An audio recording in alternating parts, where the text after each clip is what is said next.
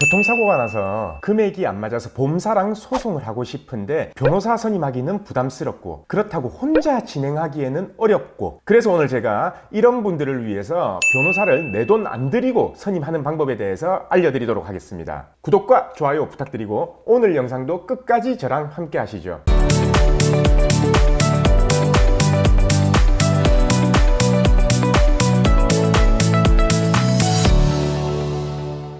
안녕하세요, 보상가배상TV입니다. 오늘은 아까 제가 인트로에서 말씀드린 것처럼 내 돈 안 들이고 변호사를 선임하는 방법에 대해서 알려드리려고 합니다. 우선 통상적으로 우리가 교통사고가 나서 변호사를 선임하게 되면요, 수임료가 보통 얼마가 되죠? 교통사고 전문 변호사 기준으로 한 7%에서 10% 정도 될 겁니다. 근데 정작 나중에 손해배상을 3천만 원을 받았는데 300만 원을 주기가 아까우시죠? 솔직히 뭐 아까워할 돈은 아닌데 말이죠. 아무튼 오늘은 제가 변호사를 내 돈 안 들이고 선임하는 방법에 대해서 알려드린다고 했으니까 그것만 짧게 알려드리겠습니다. 우선 대법원에서 정하는 변호사 보수 비용에 대한 규칙을 보면요, 판결금이 3천만 원 이하인 경우에 280만 원, 5천만 원인 경우에 440만 원, 1억인 경우에 740, 2억인 경우에 1040만 원으로 규정되어 있습니다. 이 말이 무슨 말이냐면요, 패소한 쪽에서 승소한 쪽으로 최소한 이 정도의 변호사 비용은 보조해줘라 라는 말입니다. 예를 들어서 1년 전에 교통사고가 나고 법원에서 판결이 5천만 원이 났다고 가정하면요, 5천만 원과 1년 동안의 이자 250만 원, 그리고 들어간 소송 비용 일체, 그리고 추가적으로 변호사 보수 비용을 440만 원을 청구할 수 있다는 얘기입니다.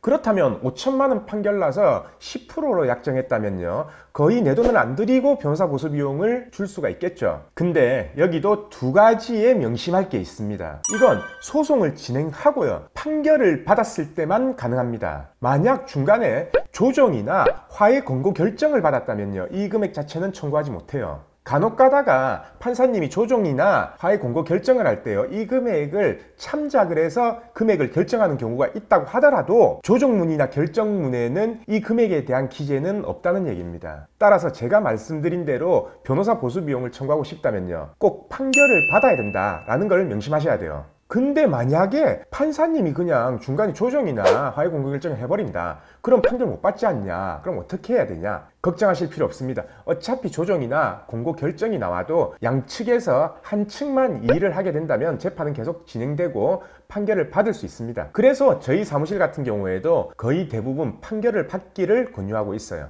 그리고 두 번째 함정은요, 아무리 교통사고는 패소할 확률이 적다고 하더라도 100% 전부 승소하기는 힘듭니다. 왜냐면요, 제가 예를 들어 볼게요. 만약 우리는 무과실이라고 주장해서 1억에 대한 손해배상을 했다고 쳐요. 근데 보험사는 우리의 과실을 20%라 주장하고 있는 상황에서 판결이 우리의 과실이 10%가 난다면 우리는 아까 1억에 대해서 10%가 깎인 9천만 원에 대한 판결이 나겠죠. 그러면 우리는 100% 승소한 게 아니라 90%만 승소하게 된 겁니다. 그렇다면 우리가 상대방 쪽으로 청구할 수 있는 소송 비용의 90%를 청구할 수 있는 거고, 반대로 상대방 소송 비용의 10%도 우리가 물어줘야 된다는 얘기예요. 그래서 무조건 판결 금액 기준대로 이 변호사 보수 비용이 산정되는 게 아니라 최종적으로 청구 취지를 확장하거나 변경한 금액 기준으로 판결금에 대비해서 판가름이 난다라는 얘기죠. 그리고 판결금이나 이자는 판결문에 적힌 날짜까지 전액 지급이 되지만 이 소송 비용이나 변호사 비용은요,